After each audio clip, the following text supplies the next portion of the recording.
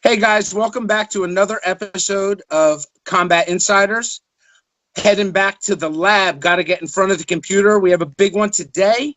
Queen of Bare Knuckle Boxing, Rowdy Bec Rawlings, will be on the show today, talking about, everything from the first event, how she's landscaping things for women's combat sports, all the way to the upcoming event in Mexico, which she will be fighting on.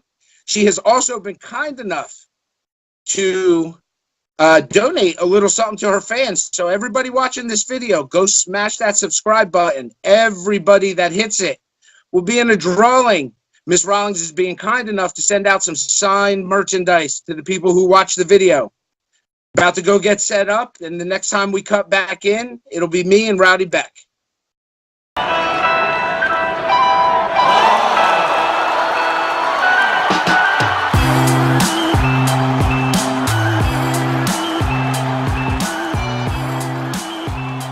So, Bec, I know you're busy. Get right into it. It just dawned on me, every time you step in the squared circle, history's being made. First women to have a sanctioned bare knuckle fight. You do share the honor with Alma Garcia. First women to actually have their hands on the Police Gazette belt. What's it like knowing that you really changed the landscape for women in combat sports? I know it's come a long way, and you're just pushing it further. It was really cool. When I first agreed to fight in bare knuckle, I never knew, the extent of what we were actually doing, the history that we were making. I love to fight. So I was just like, hell yeah, I want to fight bare knuckle. That sounds awesome. And then it really hit me after I beat Alma, that, we not only made history there, then they awarded me the belt. It was just a really cool feeling, and it kind of just sunk in, that I did something really cool. And I paved the way for, women in bare knuckle. I got a lot of eyeballs on it, and a lot of women are now interested in doing it. And, it's a really cool feeling, because I didn't intend to set out to do that. It just kind of happened. So in your first fight, obviously we just talked about Alma Garcia, professional boxer, no slouch, legit professional boxer.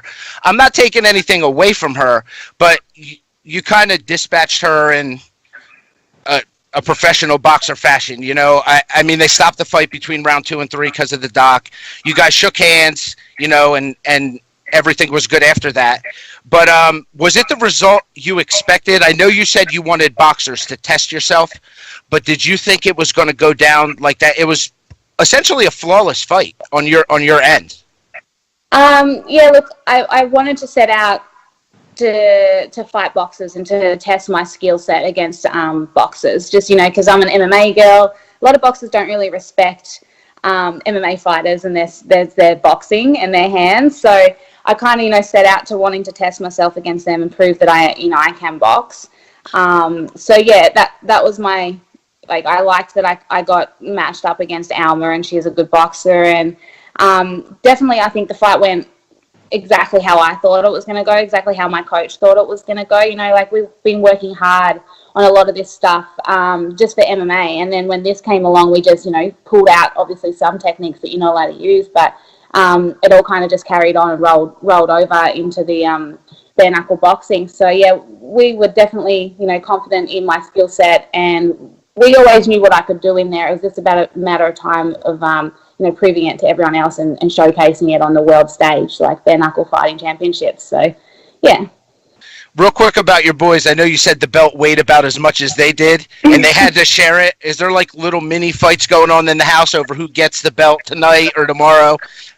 Well, it's down here in the lounge room right now because, I didn't trust it to be in their bedrooms, because that was exactly what would happen. They would be hugging tug of war on the, America's oldest belt. So I couldn't let it happen.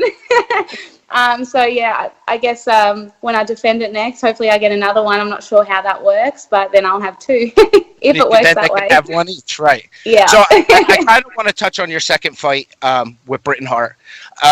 Your face at the end of the fight kind of said it all, but did you feel in danger at any point in that fight where you thought you lost decision-wise? Because I know it came out as a split decision, and One judge gave her 48-47. It was a great fight. Don't get me wrong. You're both in there ready to throw. It was awesome for the fans. But did you feel like at any point you lost 3 of the rounds or felt in danger at all? You didn't look it, but no. No? No. Look, she fought a weird fight. You know, I thought the way I played it out in my head, I thought she was going to be more eager to stand there and fight, but she tried to do like a boxer's game, but she still wasn't very good at that either. She was very awkward. So she did bring a different element, I guess, to the fight because she was so awkward. And that kind of caught me off guard. But other than that, you know, I don't think I lost a round. With bare knuckle, the rules are if you're pushing the pace, that's how you win, like aggressiveness and making the fight. So I don't know what if the judges have even read the judging criteria for this sport, if maybe they thought it was boxing, but even if it was a boxing match, I would have still won. So I don't know, you never know what judges are looking at. I've been on the bottom end of 2 split decisions in the UFC, and then, you know, these judges should know what they're looking at, but sometimes they just don't.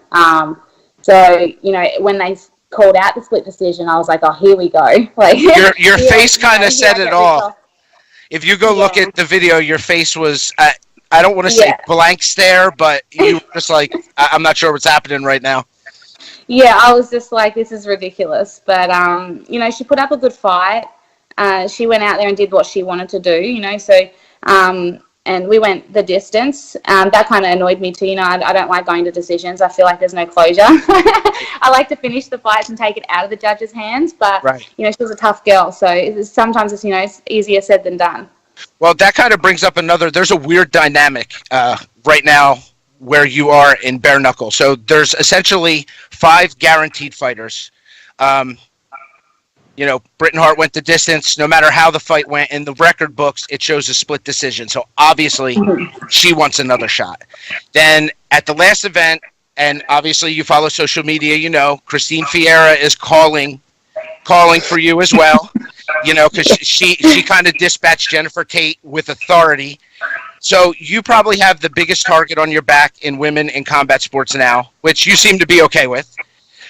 So if you had to pick, I mean, the reality is you're the queen of bare knuckle. You hold the belt. You're 2-0. Who gets it next? I know you have a fight coming up in Mexico. I don't want to ask you about your opponent, whether you know or not, because it's not out in the media. But out of the girls we just named, I mean, what do you do? They're going to keep calling for you. You know that. And eventually one of them will get it. Oh yeah, for sure. You know, like when you have the championship, of course you got a target on your back. You know, everyone wants a piece of that gold, so it comes with it's the nature of the beast, really. Between the two, you know, I think those two should fight. I don't think that you should be able to talk your way into a title shot. This isn't the UFC. You know, like you can talk your big talk, but you know you've got to prove it out there. And I think, you know, to have a few more fights and beat, if they're fighting over who gets the shot at me, then they should just fight for that shot. Then you two fight and I'll fight the winner. Not sure who I'm fighting in February. You know, I've just been training hard, and I'm waiting for, you know, bare knuckle and David Feldman to get in contact with me and say, you know, this is who you're fighting. So, you know, I've always been a firm believer of the champ doesn't call anyone out. Right. You know, I'll fight who they give me. I'm not going to pick and choose my fights. I'm not going to call people out. I'm just going to keep training hard, fighting, and defending my belt. You know how a champ should. So it doesn't matter who's on the card. No. It doesn't matter. Like, we're signed in, we'll be there. Right. Yeah, you don't pick and choose fights when you're a champ, you know. So whoever they bring, I'm going to fight and defend it and come out victorious as usual. So we'll see. We'll have to find out who it is. But, you know, I'm just keeping my head screwed on. You know, I'm not trying to get ahead of myself and, you know, start believing the hype. I'm in the gym every day training hard and getting better and evolving. So I'm just doing my job right now. At how many great performances, though, does it not become hype? And it becomes reality. I mean, the reality is you went in there, weren't sure what was going to happen because you came from MMA, but you came in and you look, well, you've probably been boxing forever, but it looked like boxing was your main thing. And talking about the judges, which was interesting, you're naturally aggressive. You always have been. Fighting MMA, fighting here, you constantly move forward. The nice thing about watching your fights on pay-per-view is because they have so many different angles. The one thing, and I talked to Josh before about this, that I thought was amazing, you have the ability, I don't know if it just happens or it's planned, to make the ring this big for your opponent. Yeah. It seems like no matter where they go, you only give them this much space. Is that just part of your natural aggression and moving forward, or is this something that's well planned out? Either way, it's great. Yeah, look, I've always been aggressive. I've always wanted to fight. You know, I'm not in there to point score. I'm in there to finish my opponent. So I've always had that, you know, in me. But, you know, it is a lot of skill. There's a lot of footwork involved in, you know, keeping that pressure that I work on with my coach a lot because, you know, that is my style. And I think it's a great style for bare knuckle, considering that's how you win. You know, you get points on aggressiveness. So, yeah, we work on it a lot, but it does come natural. So that's why I always say this sport was made for me, because everything, the judging criteria, the way that you should win that fight is, you know, made for me. That's my style to a T. So, and I think that's why I've been so successful in both my fights. Bec, I actually did have one other question because we put out that we were having you on, and obviously you're a huge interview to have on anywhere. One of the things everybody wanted to know, is there a potential to see you back in MMA? My guess was no, but I didn't want to answer for you. You know, I'm having so much fun doing bare knuckle, you know, it'll be hard to go back. You know, I do miss jiu-jitsu and I do miss, you know, those aspects of MMA. But we just got to see what, you know, I feel like I need to ride this train. I think I'm onto something and I'm happy and I'm healthy. You are the train right now. You're the train. Right now, you're the train.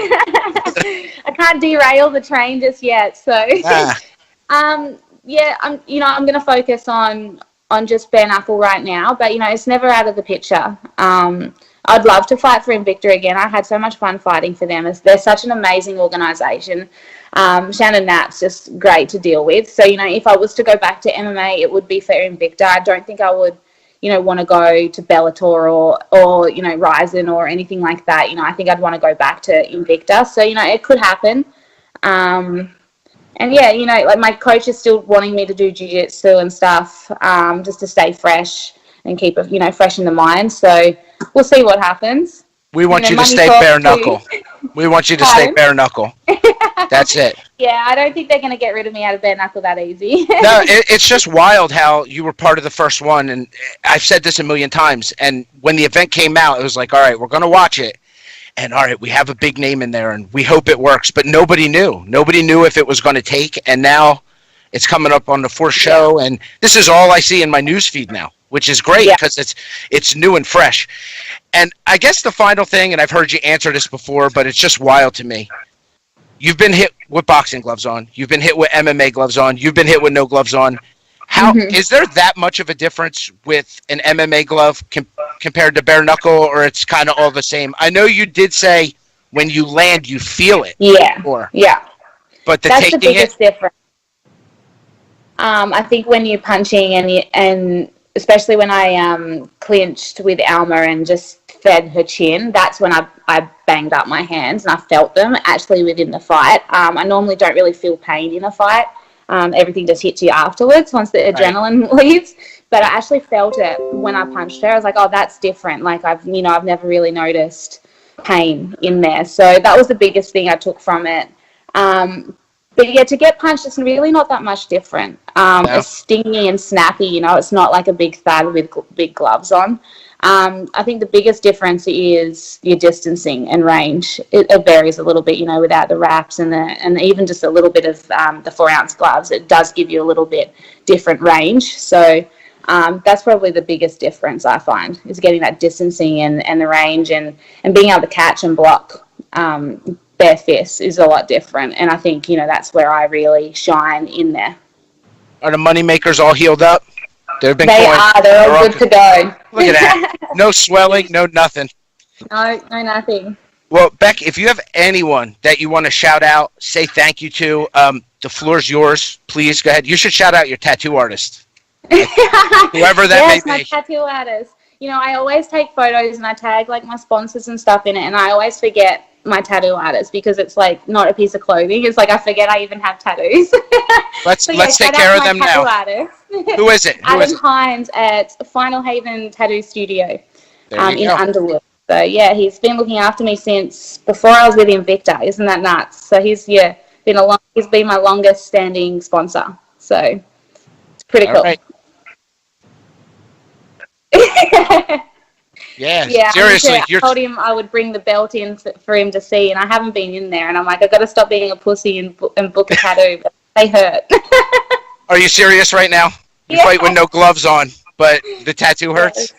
So the difference is I can punch someone back if they punch me, but like I can't punch my tattooist. You can't stick him. Beck, thank you so much. Awesome. Thank you so All right. much.